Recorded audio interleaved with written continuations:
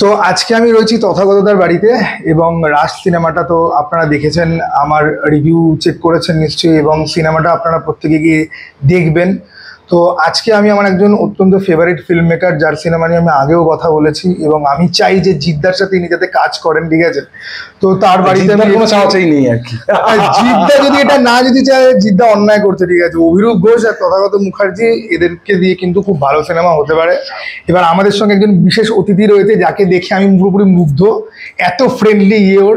যাই হোক, আমরা ইন্টারভিউটা আরম্ভ করবো। তো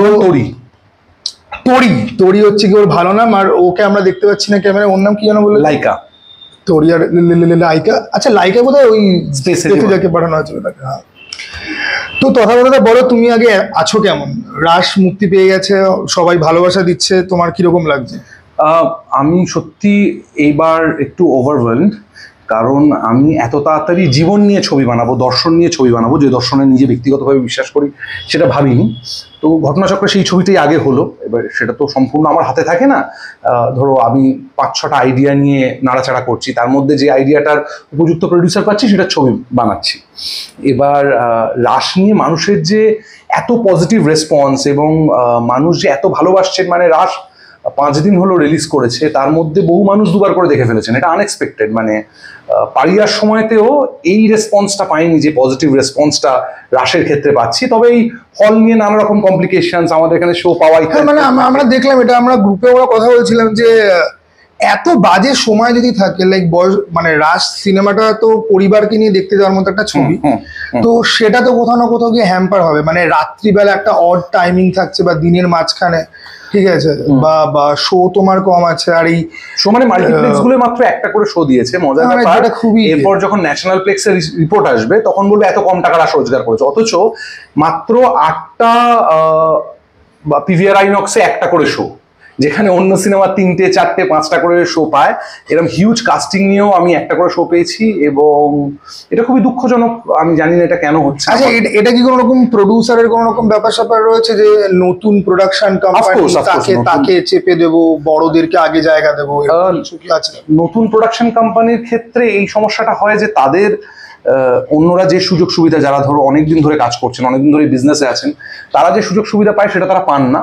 দেখো, আমি এটুকুই বলতে পারি, আমার কাজ একটা, যে সিনেমাটা আমি বিশ্বাস করছি কিংবা আমার টিম বিশ্বাস করছে, সেই সিনেমাটা মন দিয়ে যত্ন নিয়ে বানানো। এর পরের ক্ষেত্রটায় আমার হাত নেই, তার কারণ এই বিজনেসটা, এটা আমার 3rd রিলিজ ছবি, ফলে এই বিজনেসটা আমি একেবারেই নতুন, বিজনেসের টার্মে কেমন। এবার নতুন প্রযোজকের ক্ষেত্রে কোথায় কোন হলে কি রিসোর্স ইউজ করলে সেই হলে চলবে, ঠিক টাইমিং পাবে, সেটা আমি হয়তো এখন একটু জানি, প্রডিউসার তো কিছুই জানে না। তো সেক্ষেত্রে একটা লড়াই থাকে। এবং অফকোর্স যে কোনো বিজনেসে, আর যদি তুমি একটা দোকান চালাও পাড়ায়, আর একটা কেউ দোকান খোলে, তুমি দোকানে নানা রকম অফার দিতে শুরু করবে যাতে তোমার ওই দোকান, নতুন দোকানে কম লোক আসে। তো আমাদের এখানে কোনো হেলদি পরিবেশ নেই, অন্তত সিনেমা রিলিজের ক্ষেত্রে, এটুকু আমি বলতে পারি অন ক্যামেরা। এবার আমি তোমার মানে সিনেমা নিয়ে কিছু প্রশ্ন করতে চাই। হ্যাঁ, আচ্ছা, তুমি তোমার রিলিজ পেয়েছে 3টে সিনেমা, ভটভটি, পারিয়া আর রাশ। ভটভটি একটা রোমান্টিক ড্রামা, যার মধ্যে বিভিন্ন রকম জনরের ব্লেন্ড ছিল, সেখানে কি বিদ্রোহ আছে, সোসাইটাল ইনজাস্টিসও আছে। পারিয়া পুরোপুরি একটা ভেঞ্জিয়ান্স ড্রামা আমরা পারি বলতে। রাশ পুরোপুরি একটা যে ছোটবেলার ছবি, নস্টালজিয়া কেন্দ্রিক ছবি। এই যে জনরে জাম যে তুমি যে করছো, তোমার ইন্সপিরেশন কোন পরিচালকরা বা কোন সিনেমাগুলো? আচ্ছা, কুব্রিককে দেখে আমি ছোট থেকেই, আমি ধরো কুব্রিককে প্রথম দেখি যখন আমি 10-11-এ পড়ছি। হ্যাঁ, এবং কুব্রিকের দেখার প্রথম ছবি ছিল আইজ হোয়াইট শার্ট। এবার আইজ হোয়াইট শার্ট দেখেছি, ঠিক আছে, কিন্তু তারপরে যখন আমি ফুল মেটাল জ্যাকেট দেখছি, কিংবা ধরো আমি ক্লকওয়ার্ক অরেঞ্জ দেখছি, কিংবা ডক্টর স্ট্রেঞ্জ লাভ দেখছি, আমি তো ছিটকে যাচ্ছি। আমি তো ভাবছি যে এই লোকটা এই ছবিটা বানিয়েছে, এই লোকটা এবার এই ছবিটা বানিয়েছে।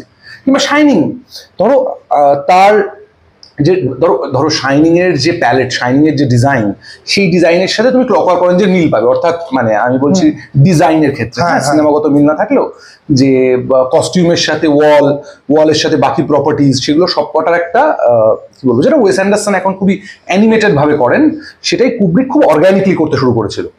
তো কিংবা যে লোকটা স্পেস ওডিসি বানাচ্ছে, আসল যোগটার কথাই বলিনি আর কি।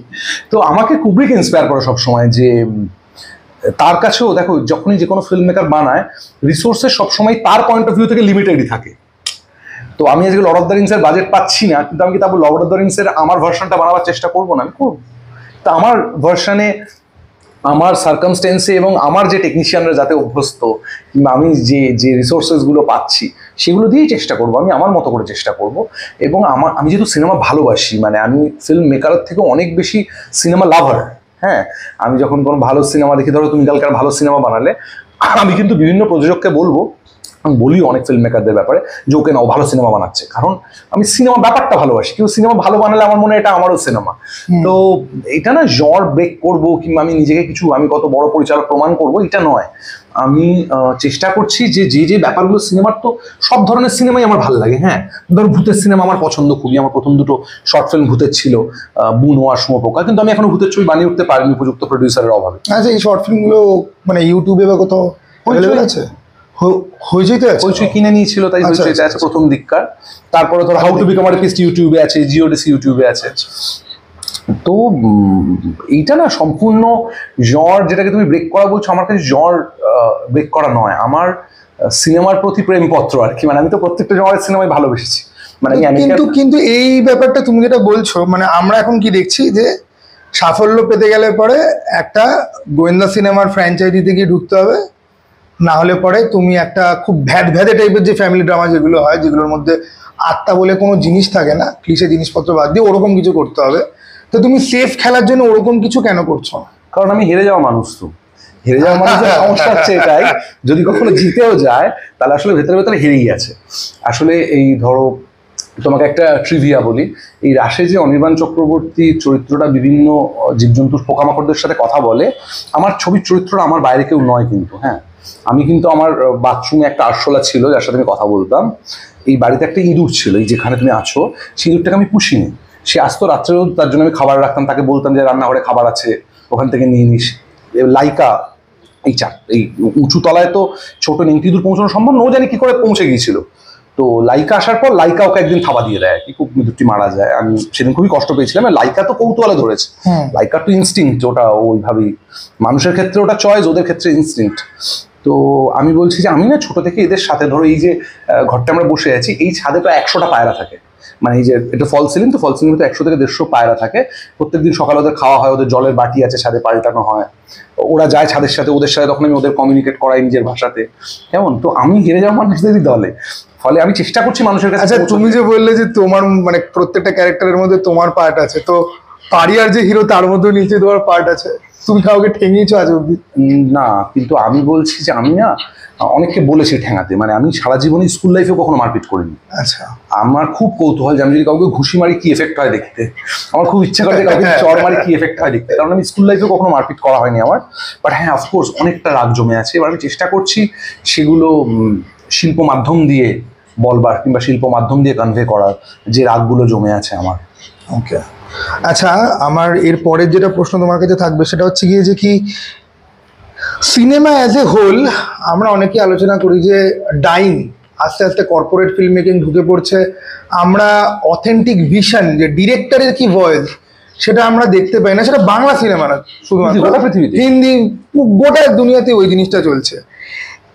এইটা তোমার কি মনে হয় যে আজ থেকে 5 বছর বাদে, আর তারপরে এআই নিয়ে এখন অনেক তর্কাতর্কি হয় যে এআই চলে আসছে, গুগল ভিও 3-তে শুটিং না করেই সমস্ত ফুটেজ সমস্ত কিছু জেনারেট করা যাচ্ছে, তো এই ব্যাপারটাকে তুমি দেখছো কিরকম ভাবে? অনেক কথা মাথায় আসছে। আমি প্রেম আর ভালোবাসা নিয়ে কথা বলি। হ্যাঁ, প্রেম হলো এমন একটা ব্যাপার যেখানে একটা ভয়ঙ্কর লেনদেনের ব্যাপার থাকে, যে আমি এই মানুষটার প্রেমে পড়েছি, তো এই মানুষটার ওই ব্যাপারগুলো আমার ভালো লাগছে, তাই জন্য এই মানুষটা আমি প্রেমে পড়ছি। এই ব্যাপারটা চলেও যেতে পারে। ভালোবাসা ব্যাপারটা একটা চিরস্থায়ী বন্দোবস্ত, যে তুমি ভালোবাসো ব্যাপারটাকে, এই হেল্পলেসলি ভালোবাসো। ধর মা তার সন্তানকে ভালোবাসে, ছেলে খুনি, মা তো ছেলেকে অস্বীকার করবে না, মা তাও ছেলের জন্য কাঁদছে। ছেলে ভয়ঙ্কর অপরাধ করেছে, ছেলে জীবনে কিচ্ছু করতে পারেনি, মার ভালোবাসা তাও একই রকম রয়েছে। সে অমিতাভ বচ্চন হলেও যা আছে, অন্য কেউ হলেও তা আছে। সিনেমার প্রতি, cinema is a dying art, এটা নিয়ে কোনো সন্দেহ নেই, কারণ মানুষের অ্যাটেনশন স্প্যান কমছে। কিলার্স অফ দ্য ফ্লাওয়ার মুনের ফ্লপ করা আমাকে বড় ধাক্কা দিয়েছে, কারণ একটা ছবিতে 3 জন সুপারস্টার ছিলেন, Martin Scorsese, Robert De Niro এবং লিওনার্দো ডিক্যাপ্রিও, এবং আমার মতে মার্টিন স্করসেসের ফাইনেস্ট ওয়ার্ক একটা ভদ্রলোক 80 বছর বয়সে নিজের জীবনের শ্রেষ্ঠ সিনেমাটি বানাচ্ছেন, অন্তত আমার দৃষ্টিভঙ্গিতে। অন্য আরো ভালো ভালো ছবি আছে, সেই ছবি চলে না, কেউ দেখে না, because of 2 hour 40 minutes length. কিন্তু অন দি আদার হ্যান্ড পুষ্পার 3 ঘন্টা 40 মিনিট সেটা লোকে দেখছে। হ্যাঁ, কারণ পুষ্পাতে যে মেটেরিয়ালগুলো দেওয়া হচ্ছে সেগুলো সব সময়ের দাবি। যে ধরনের সামে নাচ, যে ধরনের গান, যে ধরনের অ্যাপিয়ারেন্স, যে ধরনের মিনিংলেস অ্যাকশন, আনরিয়ালিস্টিক বিষয় আশয়, সেগুলো মানুষ উপভোগ করছে। এবার সেটা হয়তো পুষ্পার কথা আজ থেকে 5 বছর বাইরে কেউ বলবে না, বিজনেস করেছিল পুষ্পা ভালো ছাড়া, পুষ্পা অ্যাজ আ সিনেমা বেঁচে থাকবে না। আগামী দিনের ভবিষ্যতে কোনো মানুষকে ডেকে বলবে না পুষ্পা বলে ওই সময় একটা ছবি হয়েছিল দেখিস, এটা বলবে না, কারণ ওটা ট্র্যাশ। এবার ট্র্যাশটাই যদি এখন সময়ের দাবি হয়, তুমি সময়ের দাবিকে অস্বীকার করতে পারো না। ধরো অনেক কমার্শিয়াল ছবি, ধরো আমি যদি সালমান খানের 2টো ছবির কথা বলি, একটার নাম বজরঙ্গি ভাইজান, একটার নাম বডিগার্ড। আমি বলছি বডিগার্ড সেই সময় হয়তো হিট, কিন্তু বডিগার্ডের কথা 1 বছর বাদেই কেউ আর বলে না। কিন্তু বজরঙ্গি ভাইজান সিনেমা হিসেবে থেকে যাবে, তার কনসেপ্ট হিসেবে, তার মেকিং, তার যে কনভে করার যে দর্শন। তো আমি একদম 2টো মেইনস্ট্রিম ছবির কথাই বললাম যাতে বুঝতে মানুষের সুবিধা হয়। দেখো এইটা না খুব বড় বিষয় যে সিনেমা হয়তো মৃতপ্রায় আর্ট, কিন্তু আমরা যারা সিনেমা ভালোবাসি, গুটি কয় মানুষ আছে যারা সিনেমা ভালোবাসে, হ্যাঁ, অধিকাংশ মানুষ আগে নিজেকে ভালোবাসে তারপর সিনেমা ভালোবাসে। কিন্তু সিনেমা ব্যাপারটাকে ভালোবাসার জন্য যে যে আত্মিক যোগাযোগ সম্ভব কিংবা যে আত্মিক যোগাযোগ প্রয়োজন, সেইটা খুব গুটি কয় মানুষের মধ্যেই আছে। আমি আমার সীমিত দেখাতে বলছি আর কি। তারা সিনেমা যদি কালকে উঠেও যায়, আমি জানি তারা তাও সিনেমা বানাবে। সিনেমা মাধ্যমটাই উঠে গেল, ধরো 1 মিনিটের ওয়েব সিরিজ হচ্ছে, কালকে হতেই পারে যে পুরোটাই সব ওয়েব সিরিজ এখন 1 মিনিট করে এপিসোড, টেলিভিশনে 5 মিনিটের সিরিয়াল, হতেই পারে যে 30 মিনিটে 6টা সিরিয়াল হচ্ছে একসাথে, কালকে এটা হতেই পারে, একদমই সম্ভব। কিন্তু যারা যেটা ভালোবেসেছিল, যদি ভালোবাসা হয়, নিছক প্রেম না হয়, তাহলে সে থাকবে তখনও দাঁড়িয়ে মাঠে। যেভাবে সেই মঙ্গল পাণ্ডের দৃশ্যটা কেতন মেহতা করেছিলেন না, যে অন্য দিক থেকে ফৌজ এগিয়ে আসছে এবং মঙ্গল পাণ্ডে একা দাঁড়িয়ে কার্তুজ ভরছে, বন্দুকটা তুলছে, কারণ ও জানে যে ফৌজের সামনে দাঁড়াতে পারবে না, এর একবার ফায়ার করে উড়ে যাবে, তো তারপরেও গুলি চালাচ্ছে একা দাঁড়িয়ে। এই ভালোবাসা ব্যাপারটা খানিকটা মঙ্গল পাণ্ডের মতো আর কি, সুইসাইড, মৃত্যু, কিন্তু তাও জেনে শুনে মৃত্যুকে বেছে নাও। তার মানে তুমি বলছো যে প্রেম ব্যাপারটার মধ্যে একটা স্বার্থপরতা, একটা স্বার্থের অ্যাঙ্গেল আছে, কিন্তু ভালোবাসার মধ্যে ওই জিনিসটা নেই। স্বার্থের অ্যাঙ্গেল সবেতেই আছে, কিন্তু না, প্রেম ব্যাপারটা নিঃস্বার্থ হতে পারে না কখনো। ভালোবাসা ব্যাপারটা নিঃস্বার্থই তার প্রাথমিক শর্ত আর কি। কারণ ভালো তুমি এমন কিছু জিনিসকে বাসো যে জিনিসগুলোর থেকে তুমি কিছু পাও না। মানে ধরো একটা রাস্তার কুকুরকে তুমি খাওয়ালে, তুমি তোমার জন্য কি করবে? হয়তো তুমি অন্য জায়গায় পাহাড়ে গেছো, কেমন, তুমি একটা বিস্কিটের প্যাকেট কিনলে পাহাড়ে কুকুরকে খাওয়ালে, এবার তুমি তো ভাবছো না রোজ এখান দিয়ে ফিরবো, কাল আমার বিপদ হলে কুকুরটা বাঁচাবে। এইটা হচ্ছে তোমার ভালোবাসা। আর প্রেম কোনটা জানো? তুমি জানো যে তোমার পাড়ায় লালু, ভুলু, মতি, ঝিলু এরা সব আছে, এদেরকে তুমি খাওয়াচ্ছ, এরা তোমাকে দেখলে ল্যাজ নাড়ে, তুমি যখন বাড়ি ফেরো তোমার বাড়ি গেট অব্দি ছাড়া তুমি গর্বের সাথে বলো আমি যখন বাড়ি ফিরি ওরা আমার বাড়ি অব্দি ছাড়তে আসে, তাই আমি ওদের বিস্কিট খাওয়াই। এইটা হচ্ছে প্রেম। আচ্ছা, আজকাল বাংলা সিনেমাতে এই আলোচনাটা হয় অনেক জায়গাতেই যে 15 দিনের মধ্যে শুটিং হয়ে গেছে, 10 দিনের মধ্যে শুটিং হয়ে গেছে, এবং অনেক বাংলা সিনেমাতে দেখে ওই জিনিসটা বোঝাও যায় যে খুব তাড়াহুড়ো করে বা ওই 2-4টে ঘরের মধ্যে বা খুব মিনিমালিস্টিক একটা অ্যাপ্রোচে কোনো ভাবে জিনিসটাকে শেষ করে করা। রাশ দেখলাম, রাশ একটা লোকেশনের মধ্যেই থাকে, একটা বাড়ির মধ্যে থাকে, বাট স্টিল এই যে ক্যারেক্টারগুলো এত লেয়ার বা ক্যারেক্টারগুলো এত অন্যরকম, প্রত্যেকের আলাদা আলাদা ক্রাইসিস, আমার প্রশ্ন হচ্ছে কি যে তোমার রাশ শুটিং করতে কতদিন লেগেছে, আর এই গল্পটা ভেবে পুরো লিখতে তোমার কতদিন লেগেছে? প্রথমে আগে শুটিং এর কথা বলি। রাশের মোট শুটিং প্রায় 25 থেকে 26 দিনে হয়েছে। হ্যাঁ, যেহেতু খুব বেশি লোকেশনস ছিল না, গ্রামের একটা প্রেক্ষাপট ছিল, রাশের প্রিন্সিপাল শুটিং হয়েছে 19 দিন থেকে 20 দিন। প্রিন্সিপাল শুটিং মানে সব অভিনেতাদের নিয়ে যেটাকে বলে শুটিং। আর রাশের ধরো এই যে শান্তিপুরের ভাঙা রাশের সমস্ত ভিডিও ফুটেজ দেখছো, কিংবা ধরো ওদের বিভিন্ন মন্টাজ দেখছো, বিক্রম দেবলিনার, এগুলো আবার টুকরো টুকরো বিভিন্ন সময়ে নেওয়া। আবার ধরো কোনো একদিন ধরো অফিসের ওই অফিস ভর্তি লোকজন, ওটা তো রিয়েল অফিসেই শুট করা, ফলে সেখানে একটা দিন নিয়ে শুট করেন, প্রচুর টেকনিক্যাল ব্যাপার আছে। সব মিলে ধরো 25-26 দিন তুমি ধরতে পারো রাশের শুটিং হয়েছে। আর রাশ লিখতে আমি আর অন্তরা রাশ লিখেছি ডায়ালগস। গল্প তো আগেই ভাবা ছিল আমার, সেটা ধরো বছর 2-1 আগে রাশের গল্প ভাবা হয়ে গেছে আমার। আমি আমার ছোটবেলা নিয়ে একটা ছবি বানাতে চাই, মানে আমার সিনেমা প্যারাডুসো যেটা, কিন্তু রাশ সেটা নয়। রাশে আমার ছোটবেলার ছায়া আছে মাত্র। গল্পের ঘটনাটা অম্বরীশের জীবনের ঘটনা, যে অম্বরীশ ছোটবেলায় ওর বাবা ওদের বাড়ির থেকে আলাদা হয়েছিল। অম্বরীশ যখন 9-এ পড়ে একদিন ট্রেনে উঠে ওর বাড়ি শান্তিপুরে, এবং ট্রেনে করে শান্তিপুর অম্বরীশ চলে যায় জেঠুর বাড়িতে। জেঠুরা তো দেখে অবাক, আরে তুই দিয়ে বাবাকে ফোন করা হয়, বা 15 বছর বাদে বাবার কাছে ফোন আসে ওই বাড়ি থেকে, এবং বাবার জেঠুর মিলন হয়। এইটা বেসিক অম্বরীশের জীবনের গল্প, যেখান থেকে এই গল্পের ক্রাক্সটা আমি তুলেছি। এবার আমার ছোটবেলা আমি যাতে দেখেছি সেটার একটা এই চরিত্রগুলোকে দিয়ে একটা ছায়া করেছি। আমি বিশ্বাস রাখি যে খুব শিগগিরই আমি আমার ছোটবেলা নিয়ে যে ছবিটা আমি বানাতে চাই, মানে আমার প্যারাডুসো আর কি, যেটা ধরো স্করসেসে হুগো বানিয়েছেন, কিংবা টর্নাটোরে সিনেমা প্যারাডুসো বানিয়েছেন, কিংবা স্পিলবার্গ রিসেন্টলি ওনার ছোটবেলা নিয়ে ছবি বানালেন, নামটা মনে করতে পারছি না এই মুহূর্তে। তো প্রত্যেক পরিচালকেরই স্বপ্ন থাকে নিজের ছোটবেলা নিয়ে ছবি বানানো। তো এইটা লিখতে আমার ধরো মাস দেড়েক লেগেছে, ডায়ালগ স্ক্রিন প্লে মাস দেড়েক লেগেছে। আর আমি কিন্তু খুব বেশি ড্রাফট চেঞ্জ করি না, হ্যাঁ, মানে আমার 15টা ড্রাফট লেখা হয় না, আমি একটাই ড্রাফট লিখি, এবং সেই ড্রাফটের উপরে যা যা ওইটাই লক ড্রাফট, এবং সেই ড্রাফটের উপরে যা যা ডায়ালগের ইম্প্রোভাইজেশন, ডায়ালগ চেঞ্জ, সেটা আমি অ্যাক্টরদের নিয়ে করি রিহার্সালের সময়। তাহলে কি হয়, ধরো আমি একটা সংলাপ লিখেছি, কিন্তু তোমার তো ভোকাবুলারি আমার শব্দগুলো নয়, রাইট? তোমার ভোকাবুলারিটা আলাদা। তো তোমাকে নিয়ে যখন আমি রিহার্সাল করছি, তখন আমি তোমার ভোকাবুলারিটা স্ক্রিপ্টে ইনকর্পোরেট করতে থাকি, এবং এইভাবেই ফাইনাল ড্রাফট তৈরি হয়ে যায়। আচ্ছা, এটা একটা পার্সোনাল কৌতূহল থেকে জিজ্ঞাসা করছি, তুমি কি হাতে লেখো পেন অ্যান্ড পেপার, ল্যাপটপে? হাতে লিখি, আমার একজন অ্যাসিস্ট্যান্ট টাইপ করে দেয়। আমি ওই টাইপিং, আমি কেন জানি না, মানে অনেকেই টাইপিং এ লেখে, যা লেখার ফ্যান ফিকশন লিখছে টাইপিং এ, আমার কেন জানি মনে হয় যে খাতা পেন নিয়ে না বসলে আমি লিখতে পারি না, আমি একদম লিখতে পারি না, খুব কষ্ট হয়। দু একটা ডায়লগ হয়তো পরে চেঞ্জ করতে গিয়ে টাইপ করে দিলাম, আমি টাইপ করতে পারি বাংলাতে, লেখাটা আমার হাতে লাগবে, আমি পারবো না, পুরোটাই অর্গ্যানিক না হলে আমি পারবো না। তো এবার আমার যেটা প্রশ্ন সেটা হচ্ছে গিয়ে যে তুমি রিসেন্ট কি সিনেমা দেখেছো, তোমার এই সিনেমার বাইরে আর কি সিনেমা দেখলে? আমার তো এই অভিষেক ব্যানার্জি সিনেমাটা খুব দেখার ইচ্ছে, স্টোলেন। ইয়ের ছবিটার নাম বলো, থাডুরাম না? থুডারাম, হ্যাঁ, ওটাও দেখার খুব ইচ্ছে। এগুলো ছবি তো দেখার ইচ্ছে, যে তুমি থ্রিলার হরর। থুডারামটা হটস্টারে আছে, স্টোলেনটা তুমি প্রাইমে পাবো। হ্যাঁ হ্যাঁ হ্যাঁ, জানি। তো আর তার আগে লাস্ট দেখেছি হলে গিয়ে flow. God level cinema. Flow তো বোধহয় এখানে শুধুমাত্র একটাই জায়গাতে চলে এসো মা, এখানে ছোট ছোট ঘটনা বলি। ফ্লোতে তো তুমিও ছিলে, মা কফি খায় না মা? হ্যাঁ, ফ্লো তো আমি সাউথ সিটিতে দেখলাম। তো ফ্লো এর সাথে আরো দুটো ছবি দেখলাম, একটা দেখলাম হচ্ছে ব্রুটালিস্ট, ওটা দেখলাম, আর একটা সে সময় কি ছবি রিলিজ করেছিল বলতে হলে গিয়ে দেখলাম,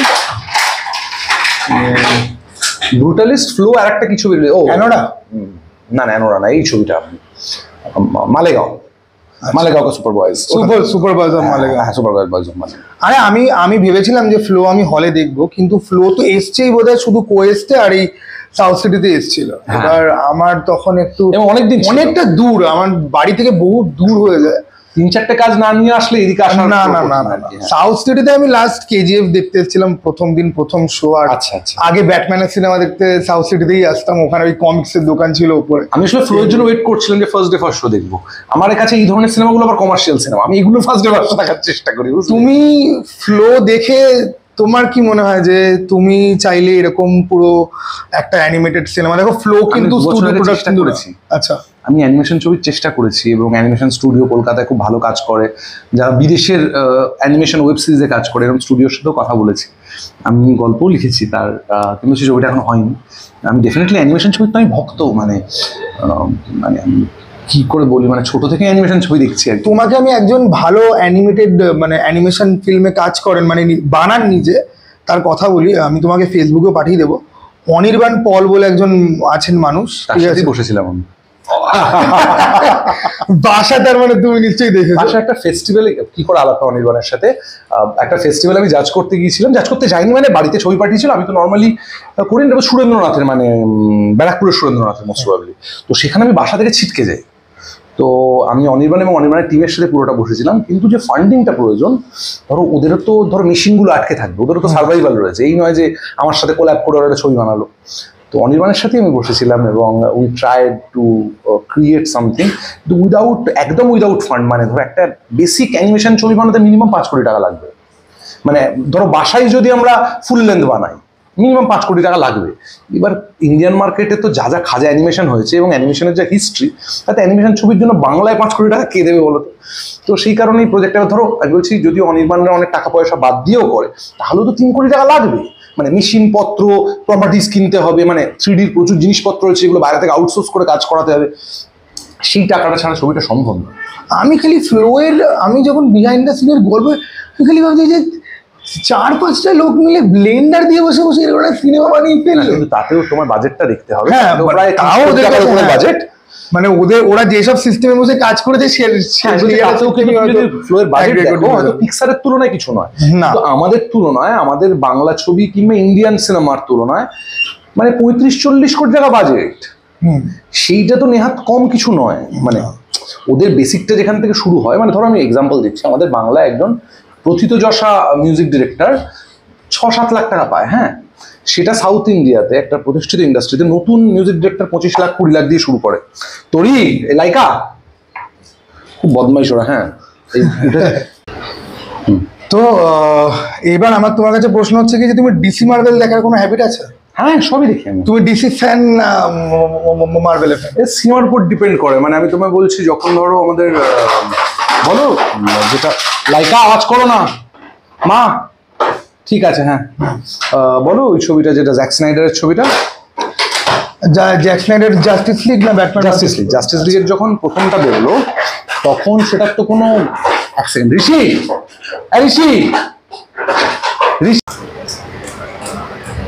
হ্যাঁ হ্যাঁ ডিসি না মার্বেল তো জ্যাক স্নাইডারের, হ্যাঁ জাস্টিস লিগ। এবার যখন ওটা আমি বড় কাটটা দেখলাম, স্নাইডার্স কাটটা, দারুণ লাগলো, দারুণ। আবার যখন প্রথম দেখেছিলাম, অল্প দেখে পুরোটা দেখতে পারিনি, হলে যায়নি।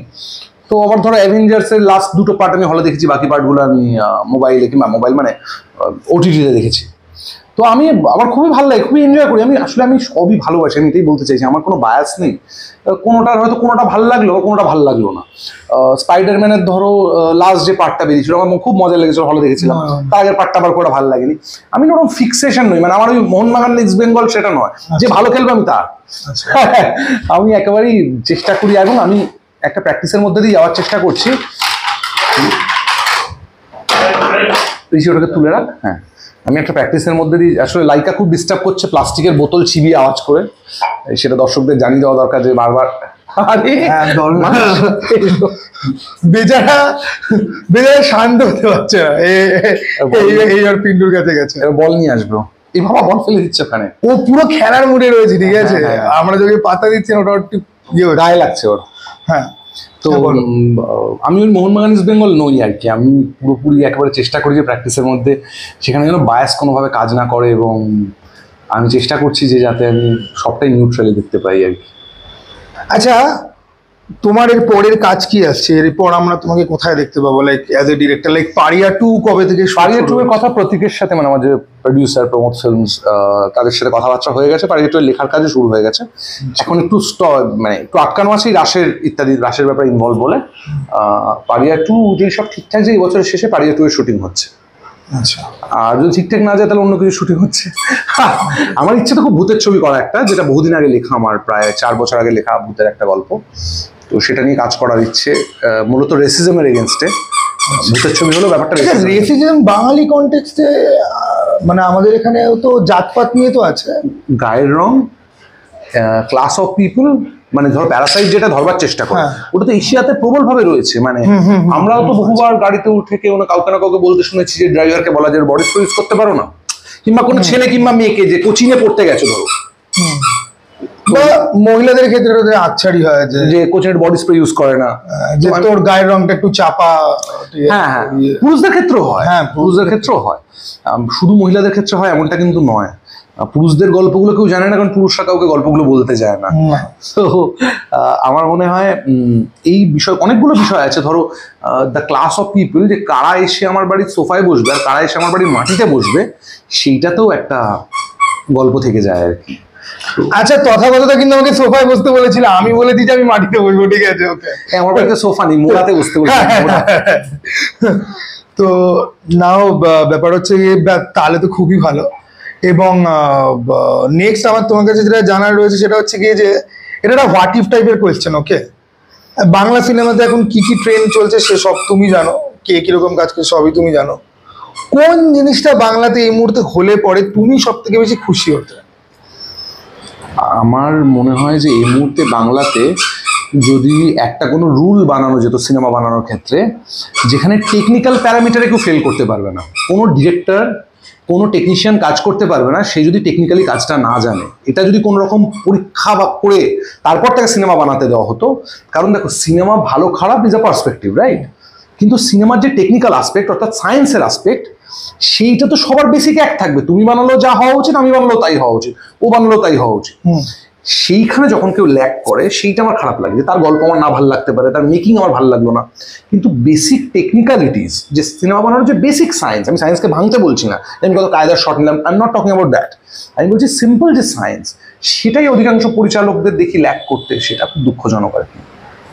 সেটা যদি না এমন কোনো প্যারামিটার থাকতো যে ওই মিনিমাম ব্যাপারটা না জানলে তুমি সিনেমা বানাতে পারবে না কিংবা টেকনিক্যাল কাজে যুক্ত হতে পারবে না, তাহলে আমার মনে হয় বাংলা সিনেমা অনেকটা উন্নত হতো। ওকে, তো এই হচ্ছে কি মোটামুটি আমার মোটামুটি যা যা প্রশ্ন আমার যা যা মনে ছিল সেগুলো নিয়ে আমরা আলোচনা করি। আমার তোমাকে একটা প্রশ্ন আছে, হ্যাঁ, সেটা হচ্ছে যে আমার এখন অব্দি 3টে ছবি রিলিজ করেছে, ভটভটি, পারিয়া, রাস, গোপনে মৎস্যান, গাকি এখনো রিলিজ করেনি, মেমোরি এক্স আশা করি এবছর ওটিটিতে চলে আসবে। তোমার এই 3টে রিলিজ ছবির মধ্যে কোনটা সব থেকে বেশি ভালো লেগেছে? টু বি ভেরি অনেস্ট, আমি অ্যাকচুয়ালি লাস্ট থেকে মানে শেষ থেকে ইয়ের দিকে যাচ্ছি। আমি ভটভটিকে শেষে রাখবো এখন, রাজ দেখার পরে। পারিয়াকে আমি সেকেন্ডে রাখবো। পারিয়া আর রাজকে না, মানে পারিয়াকে সেকেন্ডে রাখার ব্যাপারটা অদ্ভুত, কারণ পারিয়া অ্যাকচুয়ালি পার্সোনালি আমি যে ধরনের গল্প পছন্দ করি, পারিয়া সেটার সাথে অনেক বেশি যায়। ওকে, কিন্তু রাজ দেখে আমি যে যে জিনিসটা ফিল করেছি, যে ইমোশন ইভোক করার যে ব্যাপারটা, সেটা কিন্তু রাজ দেখার অভিজ্ঞতা আমার আরো বেশি বেটার। আচ্ছা, তাহলে তুমি বলছো রাস তোমার সব থেকে বেশি পছন্দ? রাজ আমার সব থেকে বেশি মানে ফিল গুড, যে আমি সাধারণত ফিল গুড ফিল্ম আমি দেখি না, আমি অ্যাভয়েড করি। আমার হরর বা অ্যাকশন টাইপের জিনিসপত্রই ভালো লাগে। কিন্তু রাশের ট্রেলারটা দেখেই না ওই একটা হয় না যে অন্যরকম একটা টান তৈরি হয়ে যায়, ঠিক আছে, যে যাই গিয়ে দেখি। এই যে যেরকম কি, যে আমার ব্যাকগ্রাউন্ড মিউজিক শোনার হ্যাবিট রয়েছে।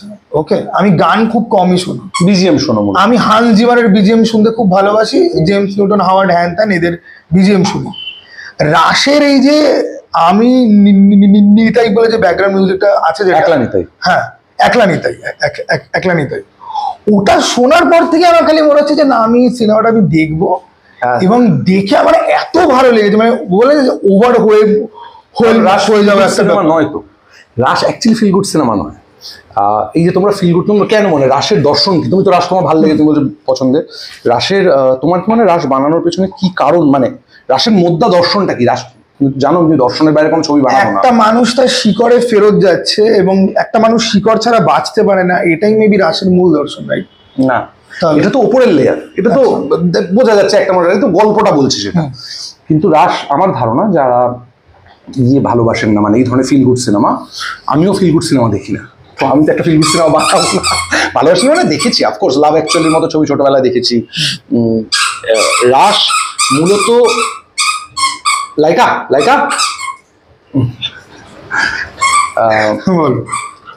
রাস আসলে এই বেঁচে থাকার উদযাপন তো সব স্পষ্ট করে গোদাভাবে বলা আছে। রাস আসলে যারা এই ধরনের সিনেমা ভালোবাসেন না, কারণ রাস এইটার জন্য বানাই নি আমি, এগুলো কোনোটার জন্য, এগুলো সব ওপরের মোড়ক। ভেতরের যে রাসের যে গুজ্জ কথাটা রয়েছে, যেটা তোমাকে টেনেছে, একলানিতাই গানটা, আর একটা গান একটা পারিবারিক, ভালো করে ভেবে দেখো, একটা পারিবারিক ছবি বানাচ্ছে কেমন, যেখানে একসাথে 32 জন 33 জনের পরিবার, কিন্তু থিম সং হচ্ছে একলানিতাই, একলা শব্দটা ব্যবহার হচ্ছে। এটা তো একেবারেই জাস্টাপোজিশন হচ্ছে। আমার সিনেমাতে 33 জনের একত্রিত হওয়ার কথা হচ্ছে, অথচ গান হচ্ছে একলানিতাই। তার মানে উল্টো কিছু আছে একটা। সেই উল্টো কিছুটা হচ্ছে রাসের ক্ষেত্রে, যে আসলে তো আমরা প্রত্যেকে একা, আমরা যেটুকু বেটার করতে পারি স্বর্ণজ্যোতি, যা ভালো করতে পারি, সেটা বাইরের পৃথিবীর কারোর সাথে না, শুধু নিজের সাথে। লাক বাই চান্সের শেষে একটা সংলাপ ছিল, কঙ্কনা সেন শর্মা হেঁটে যাচ্ছেন এবং কঙ্কনা সেন শর্মা বলছেন যে আমি হিরোইন হতে পারিনি, কিন্তু আমি টেলিভিশনে কাজ করি, কিন্তু পৃথিবীতে সেই কয়েকজন লাকি মানুষদের মধ্যে আমি একজন যারা নিজের পছন্দের কাজটা করতে পারে। তো রাসও সেম কথাই বলে যে তোমার ভালো থাকা না থাকা সবটাই তোমার চয়েস, এবং সেখানে তুমি একা। যে কারণে নিতাই একলা হয়েও হরিনাম জগতে বিলিয়েছিল, কারণ নিতাইয়ের কাউকে প্রয়োজন হয়নি, কারণ নিতাই মনে করেছিল যে হরিনাম বেলানোটাই তার পারপাস, হরিনামটাই সে জগতে ছড়াতে চায়, অর্থাৎ প্রেম সে জগতে ছড়াতে চায়। ডেসপাইট অফ তার সাথে যে যা খারাপ করা করুক, যে যা বদমাইশি করার করুক, যে যা অন্যায় করার করুক, কিন্তু তার যেটা কাজ সেখান থেকে সে চ্যুত হবে না। সেই একলা নিতাই হরিনাম সে জগতে বিলিয়েছিল, কোনো কিছু পরোয়া না করে। এটাই রাসের মূল কথা। যে কারণে তুমি ব্যক্তিগতভাবে যে দর্শনে বিশ্বাস করো, তোমার ভিডিও থেকে যেটুকু আমি বুঝতে পারি, কিংবা তোমাদের সবার যাদের ভিডিও আমি দেখি, আমি বোঝার চেষ্টা করি যে তোমরা কেন বলছো, কি বলছো, তোমাদেরকে চেনার চেষ্টা করি। তো সেই রকমভাবেই স্বর্ণজ্যোতি, আমি যেটুকু তোমায় চিনেছি, তো তুমি তো একজন একা মানুষ, কিংবা একার দর্শনে বাঁচার কিংবা একা এগিয়ে চলার মানুষ। তো সেইখান থেকে তোমাকে ওইটা বোধহয় কানেক্ট করে, কারণ আসলে রাসের ভেতরের কথাটা ওইটাই যে বিক্রম যে চরিত্রটি করে সোমনাথ, সে কিন্তু চুজ করে যে সে এখানে ভালো থাকবে। ইভেন সৌমিক যে লার্জার দ্যান লাইফ চরিত্র, সেও কিন্তু চুজ করে যে শহরের আরামসে সে থাকবে। এটা কিন্তু সবটাই ব্যক্তিগত চয়েস, যে আমরা একটা গ্লাসের হাফ ভর্তি দেখবো না হাফ খালি দেখবো, সেইটা যেমন একটা চয়েস, তেমন এই যে চ্যারিটি বিগিনস অ্যাট হোম, সবই তো একটা ইউটোপিয়া। এবার এই ইউটোপিয়াগুলো আমরা চুজ করছি, কোন ইউটোপিয়াটা চুজ করবো? আমার বাড়ি হবে গাড়ি হবে ইউটোপিয়া চুজ করব, নাকি আমি এইটা চুজ করব যে আমি সাধারণ থাকবো এবং আমার যেটুকু আছে যা আছে সেটুকু নিয়ে আনন্দ থাকবে, এই ইউটোপিয়াটা চুজ করবো। দুটোই ইউটোপিয়া, কোন ইউটোপিয়াটা আমি চুজ করবো? রাস আরো গভীর দর্শনের কথা বলে, যেটা আমি এটা ধরতে পারিনি, জন্য নয়, তো কানেক্ট করেছে। তো আমার উদ্দেশ্য তো তুমি ধরতে পারবে কিংবা তুমি এই নিয়ে চারটে কথা বলবে এটা নয়, কিন্তু তোমার মতো যারা এই ধরনের সিনেমাকে মানে এই সিনেমাটার সাথে কানেক্ট করতে পেরেছে, যারা অথচ এই ধরনের সিনেমা দেখেন না, তাদের কানেক্ট করার কারণ কিন্তু এটা, কারণ এটা একটা ডিপার সাইকোলজির কথা বলে, একটা ডিপার ফিলোসফির কথা বলে। কেমন? যেমন ভটভটির ডিপার ফিলোসফি কিন্তু কোনোদিনই একটা ছেলের ফ্যান্টাসি নয়। ভটভটির ডিপার ফিলোসফি হচ্ছে একটা coin, there is a single coin, যার একদিকে হেড আছে একদিকে টেল আছে, একদিকে রূপকথা আছে একদিকে টেররিজম আছে। রূপকথা কখন ক্রিয়েট হয়? যখন তুমি আর এসি রুমে বসে আছো, সামনে খোলা আকাশ দেখতে পাচ্ছ, তোমার খাবার দাবার নিয়ে চাপ নেই, তোমার লাইফ স্ট্রাগল নেই, তুমি বসে রূপকথা লিখছো। আর টেররিজম কখন জন্ম নেয়? যখন তোমার বন্দুকের নলি শক্তির উৎস, যখন তোমার মাথায় কেউ বন্দুক ঠেকিয়ে বলছে এবং তোমার দেয়ালে পিঠ ঠেকে গেছে, তুমি টেররিস্ট হচ্ছ। তো এটাও কিন্তু একই জিনিস, দুটোই এক্সট্রিম কন্ডিশনে জন্মানো দুটো ইউটোপিয়া, কিন্তু একই মুদ্রা অ্যাকচুয়ালি। মানে ওটা প্রবাদ আছে না যে প্রচুর কোটিপতি মানুষদের বাড়িতে যে ধরনের যে ভাষায় গালিগালাজ দেওয়া হয়, যে ভাষায় কথা বলা হয়, একটা একদম বস্তির মানুষদের মধ্যে যারা শিক্ষিত নয় সেই ভাষাতেই কথা হয়, কারণ দুটোই এক্সট্রিম কন্ডিশন, দুটোই এক্সট্রিম, একটা ফুটন্ত জল আর একটা এমন ঠান্ডা যে হাত পা জমে যাবে। সো রাস সিনেমা হিসেবে কোথাও গিয়ে মানুষের না ওই চয়েস, বেঁচে থাকার যে চয়েস, সেইটা নিয়ে প্রশ্ন তোলে যে তুমি কোনটা চুজ করবে, কোনটা তোমার ট্রাইব। কারুর ধরো ডিস্কে গিয়ে মনে হচ্ছে এই তো পুরো সব আমার লোকজন, এরাই আমার লোকজন। কারুর আবার নদীর পাড়ে রবীন্দ্রসঙ্গীত শুনে সেটা মনে হচ্ছে, কিন্তু আমার আবার বইমেলা আর বইয়ের দোকানে গিয়ে মনে হয় সেটাই তোমায় বলছি। কিন্তু সেটা তুমি চুজ করছো তোমার ভালো লাগা দিয়ে। অ্যাকচুয়ালি তো কোনোটাই আসলে পার্মানেন্ট কিংবা কোনোটাই তো রিয়ালিটি নয়। তো আমার মনে হয়েছে অ্যাজ এ হিউম্যান বিং, যেহেতু আমরা একটা কনসিয়াসনেসের মধ্যে বাস করি যেটা অন্য প্রাণীরা করে না, আমাদের অন্যদের প্রতি প্রেম এবং ভালোবাসা বিলোনোটা একটা চয়েস, সেইটা চুজ করাটা সব থেকে আরামের কাজ। এটাই রাসের দর্শন।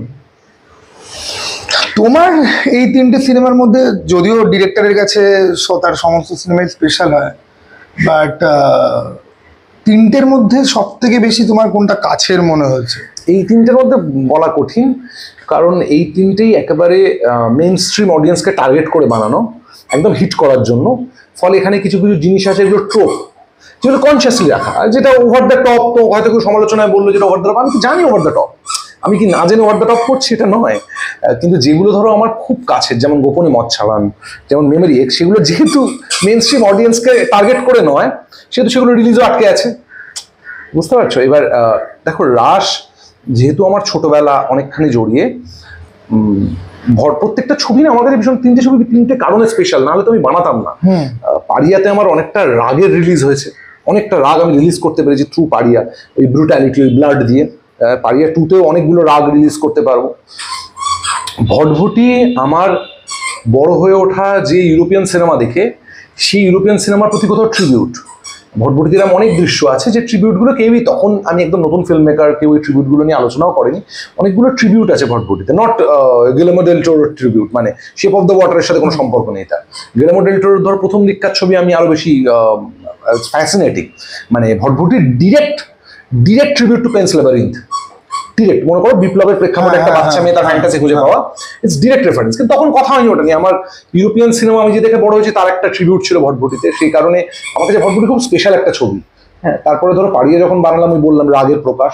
আর রাস খুব ব্যক্তিগত দর্শন নিয়ে কথা বলা আমার, যে ব্যক্তিগত দর্শনটায় আমি বিশ্বাস করি, we rise by lifting others, সেই দর্শনটা নিয়ে কোথাও রাস অনেকখানি কথা বলে এবং অনেকগুলো স্পেসে কথা বলে, যে স্পেসগুলো কিছুটা চেনা, কয়েকটা অচেনা, কিন্তু গোড়ার যে মোদ্দা কথাটা এভরিথিং ইজ আ চয়েস। তুমি কোনটা নিয়ে কথা বলবে আর কোনটা নিয়ে কথা বলবে না, কোনটা নিয়ে রাস্তায় নামবে আর কোনটা নিয়ে রাস্তায় নামবে না, সেইটা কিন্তু ফাইনালি তোমার চয়েস। স্বর্ণজ্যোতি, মানে কোনো পরিস্থিতি, কোনো সার্কামস্টেন্স তোমাকে প্রভাবিত করলে আমি এটা, হয় না যে মদ খেয়ে আমি করে ফেলেছি, নেশা করে ফেলেছি, এরকম কিছু হয় না। একটা কলকাতা পুলিশের একটা কোটেশনের কথা আমি প্রায় বলি। কলকাতা পুলিশের একটা কোটেশন আমি দেখেছিলাম রাস্তায়, সেখানে লেখা ছিল, সময় মানুষকে চেঞ্জ করে না, সময় মানুষের আসল চেহারা বার করে নিয়ে আসে। সময় কোনো মানুষকে চেঞ্জ করে না, সময় মানুষের আসল চেহারা বার করে নিয়ে আসে। তার মানে তুমি যদি কোনোদিন মার্ডারার হও, তার মানে ওই মার্ডারারটা তোমার ভেতর লুকিয়ে ছিল, ঠিক সময় ওটা বেরিয়ে এসছে, এতদিন বেরোয়নি। কিন্তু তাহলে বিবর্তন কি? এটাও তো হতে পারে না যে একটা মানুষ একটা পরিস্থিতিতে পড়ে সে এরকম ভাবে রিয়াক্ট করছে, সেটা গেলে কোথায় যাবে? পরিস্থিতিতে পড়ে রিয়াক্ট করাটাও তো তোমার চয়েস। ধরো তুমি আমার বাড়িতে এলে, আমি তোমার সাথে দুর্ব্যবহার করলাম, কেমন? এবার সেই দুর্ব্যবহারের বিরুদ্ধে তুমি তক্ষুনি দুর্ব্যবহার করে দেবে, নাকি তুমি বলবে আচ্ছা ইন্টারভিউ নিতে এসেছি, হজম করে পরে এঁকে দেবো? আমি বলছি ধরো তোমাকে দুটো পসিবিলিটির কথা বললাম। আমি ওয়ার্ল্ড দেখো, এই যে আমরা একটু আগে মার্ভেল ডিসি নিয়ে কথা বলছিলাম, ধরো আমি যদি অ্যাভেঞ্জার্সের কথা বলি, কতগুলো পসিবিলিটি ছিল, তার মধ্যে একটা পসিবিলিটিতে একমাত্র অ্যাভেঞ্জাররা থানোসকে হারাতে পারতো, রাইট? ওটা কিন্তু বিরাট দর্শনের কথা বলছে, হ্যাঁ, বিরাট দর্শন। মানে আমি বলছি যে ম্যাট্রিক্সের পরে, সিন্স ম্যাট্রিক্স, মানে সেই ম্যাট্রিক্সের পরে ম্যাট্রিক্স এবং ইকুইলিব্রিয়াম, তারপরে ওই রকম বড় দর্শন নিয়ে কেউ কথা বলেনি। যে পসিবিলিটির এতগুলো সম্ভাবনা রয়েছে, তার মধ্যে সবকটাই পসিবল যদি তুমি পসিবিলিটি কাউন্ট করো। কিন্তু তুমি তোমার জন্য, তোমার দেখো কি ঘটবে সেটা তোমার হাতে নেই, কিন্তু তুমি কি ঘটাবে সেটা তোমার হাতে। মানে তুমি অ্যাকশন, ধরো তোমাকে কেউ এসে আচমকা চড় মেরে দিল, কেউ তোমার সাথে দুর্ব্যবহার করলো, কিংবা তোমার প্রেমিকা তোমাকে ছেড়ে চলে গেল, এই অ্যাকশনগুলো তো তোমার হাতে নেই, কারণ ওগুলো তুমি কন্ট্রোল করছো না। তুমি কন্ট্রোল করছো এই ঘটনার উপরে যে রিয়াকশনগুলো রয়েছে সেগুলো। তোমার প্রেমিকা তোমায় ছেড়ে গেলে তুমি বসে বসে হাসতে পারো, হা করে, ছেড়ে গেলে ঠিক আছে, যা লেট গো করলে, এটা করতে পারো, তুমি রিয়াক্ট করতে পারো, তুমি কাঁদতে পারো, তুমি সুইসাইড করতে পারো। Enormous possibility. তার মধ্যে একটা পসিবিলিটি আছে যাতে তুমি থানোসকে হারাতে পারো, এবং থানোসকে ওই সিচুয়েশনটা, বুঝতে পারছো? তো আমি তোমায় বলছি যে তোমার রিয়াকশনটা খালি তোমার চয়েস, বাকি তোমার কিছু চয়েস না। কিন্তু এটাও তো হতে পারে যে একটা মানুষ অ্যাকচুয়ালি দু তিনটে জিনিসের কথা ভাবছে, কিন্তু ফাইনালি ও এই দু তিনটের মধ্যে সবকটাই তো করতে পারবে না, ও যে কোনো একটা করলো, কিন্তু ওই দু তিনটে পসিবিলিটি ওর কাছে তো আসছে। তাহলে ও কি সেই লোকটাই যেই কাজটাও করলো, নাকি এই তিনটে পসিবিলিটির প্রত্যেকটা লোকই অ্যাকচুয়ালি হতে পারতো? না, হতে পারতো কোনোটাই না, যেটাও করলো শুধু সেটাই। কারণ ধরো আজকে লাইকা, ফর এক্সাম্পল দিচ্ছি, লাইকার ল্যাজকেও মারিয়ে দিল, কেমন? লাইকা ঘ্যাক করে দিয়ে কামড়াতে যাবে, ঠিক? আজ তোমার সাথে কেউ তোমাকে একটা ঘুষি মারলো, ওর কিন্তু ইনস্টিংক্টেও কাজটা করছে, কেমন? ওর কাছে কোনো চয়েস নেই, কারণ ওর ব্রেন সিগন্যাল দিচ্ছে ও সেটা করছে। এখানেই কিন্তু মনুষ্য এবং মনুষ্য বাদ দিয়ে অন্যান্য প্রাণীর পার্থক্য। তুমি মানুষ কেন তুমি কুকুর নও, বেড়াল নও, গরু নও, গাধা নও, আমরা কেন শুয়োর নই, কিংবা অন্য যে কোনো প্রাণী নই? কারণ আমরা ঘটনার প্রেক্ষিতে আমাদের চয়েস নেওয়ার, আমাদের ব্রেন সিগন্যাল দেয়, চয়েস দেয়, যে পসিবিলিটি। ওর মাথায় কিন্তু কোনো পসিবিলিটি কাজ করে না, কামড়াবো, আচ্ছা ওকে কামড়ালো লাগতে পারে, থাক কামড়াবো না, এটা কিন্তু ভাবছে না। মানুষ সেটা ভাবতে পারে। এবার যে ভাবনা চিন্তা করে কামড়াচ্ছে, তার সাথে তাহলে ওই প্রাণীটার কোনো পার্থক্য নেই। বিবেকানন্দ বলতেন, জিহ্বাকে যথেচ্ছ চলিতে দিলে অন্যান্য ইন্দ্রিয়গুলো যথেচ্ছ চলিবে। অর্থাৎ তুমি যদি তোমার জিভকে না কন্ট্রোল করতে শেখো, তাহলে তোমার কিন্তু অন্যান্য যে বডির যে পার্টগুলো, সেগুলো ইচ্ছে মতো একটা সময় পর চলতে আরম্ভ করবে। যে কোনো জিনিসই তোমাকে, ওদের সাথে আমাদের পার্থক্য হচ্ছে ওরা কন্ট্রোল করতে পারে না, আমরা কন্ট্রোল করতে পারি। এবং মানুষ আর দেবত্বের একটা অদ্ভুত বিষয় আছে। তুমি পুরোনো দিনের ওই রামানন্দ সাগরের রামায়ণ টামায়ণ দেখেছো কখন? না গো, কিছু ক্লিপিং দেখেছি। আর টিভি ছিল না আমাদের ছোটবেলায়, আমার দেখা হয়নি। না আমি বলছি ধরো ইয়ে দেখাতো না যে এরকম ঋষি বসে তপস্যা করছে না, দেবতার আসন টলে যাচ্ছে, দেখাতো না যে দেবতার। এটা আসলে কি মানুষ আর দেবতার মধ্যে পার্থক্য হচ্ছে মানুষ নিজের রিপুকে কন্ট্রোল করতে পারে না, আর দেবতা নিজের রিপুকে কন্ট্রোল করতে পারে। এবার একটা মানুষ তপস্যা করে রিপুকে দমন করা, রিপুকে কন্ট্রোল করার জায়গায় যে পৌঁছচ্ছে, সবটাই অ্যালিগরি কিন্তু। হ্যাঁ, দেবতার আসন টলছে, অর্থাৎ মনুষ্য দেবত্বতে উত্তরণ ঘটছে তার, যে কারণে উর্বশীকে পাঠাতে হচ্ছে নাচতে, ভাই তুই দেবতা হোস না, তুই মানুষ থাক। তো আমি বলছি কারণ মানুষের কাছে অলওয়েজ চয়েস আছে। ওই যে সাধু সন্ন্যাসীদের ধ্যান ভঙ্গ করার জন্য রম্ভা উর্বশী তাদেরকে ইয়ে করা। রবীন্দ্রনাথকে সজনীকান্ত দাসের চিঠিতে, শনিবারের চিঠিতে, রবীন্দ্রনাথ, সজনীকান্ত দাস বলে একজন কবি ছিলেন যিনি অল দ্য টাইম প্রত্যেক শনিবার এসে গালিগালাজ করতেন। তো রবীন্দ্রনাথকে এক ভক্ত বলেছেন যে গুরুদেব আপনাকে এত গালিগালাজ করে, আপনি কিছু বলেন না কেন ওদেরকে? তার উত্তরে রবীন্দ্রনাথ বলেন, ওরা যে অস্ত্র নিয়ে লড়াই করে সে অস্ত্র আমার ধরাও বারণ। কেমন? এইটা কিন্তু চয়েস। এইটা কোনো পরিস্থিতি, কোনো কিছু তোমাকে বাধ্য করতে পারে না যদি না তুমি এটা চুজ করো। আজকে কারোর উপর আমার মাথা গরম হচ্ছে, আমি চিৎকার করছি, এইটা কিন্তু আমার চয়েস যে আমি নিজেকে লেট গো করছি ওই চিৎকারটা করতে। আলটিমেটলি জানি চিৎকারটা করে কোনো লাভ নেই। ধরো আমি ঠিকঠাক সিনেমা হল পেলাম না, শো টাইমিং পেলাম না, যে দায়িত্বে যে তাকে খুব গালিগালাজ করলো, কিন্তু আউটকামটা কি? কিছুটা আউটকাম কি কিছু পাল্টাবে তাতে? যদি পাল্টায় তাহলে গালিগালাজ করার মানে আছে, যদি না পাল্টায় তাহলে তো সবটাই অর্থহীন। এরকম একটা ইনসিডেন্ট আমাদের ইউটিউব কমিউনিটিতে দেখলাম রিসেন্টলি। তুমি মহুক মঙ্গলের ভিডিও দেখো নিশ্চয়ই? না। আচ্ছা আচ্ছা, না মহুক মঙ্গল একজন বড় একজন ইউটিউবার, ও একজন নিউজ ANI নিউজ তাদের ক্লিপিং ইউজ করেছে বলে ওর চ্যানেলই উড়িয়ে দেওয়ার মতো বন্দোবস্ত। এবার ও খুব রেগে গিয়ে একটা ভিডিও করলো যে এরকম চলতে পারে না, টাকা পয়সা চাইছে, এটা তো ব্ল্যাকমেলিং। বাট আলটিমেটলি ওর ওপরেই পুরো জিনিসটা ব্যাকফায়ার করলো কাইন্ড অফ। যাই হোক, তুমি যেটা বললে সেটার সাথে পুরোপুরি ইয়ে হলো। হ্যাঁ হ্যাঁ। আচ্ছা, তো দেখো, এটা একটা হাইপোথেটিক্যাল কোয়েশ্চেন। তুমি যদি ফিল্ম মেকার না হতে তাহলে তুমি কি হতো? আমি তো ফিল্ম মেকার হতে চাইনি, মানে চাই ভালোবেসে, বাট আমি যেটা হতে চাই বরাবর সেটা হচ্ছে traveller. I want to travel Swarnajyoti. আমি গোটা পৃথিবী দেখতে চাই এবং বিভিন্ন কালচারের মানুষ, এই পৃথিবীতে কত কিছু দেখার আছে বলো তো। ওর থেকে বড় সিনেমার কিছু আছে নাকি?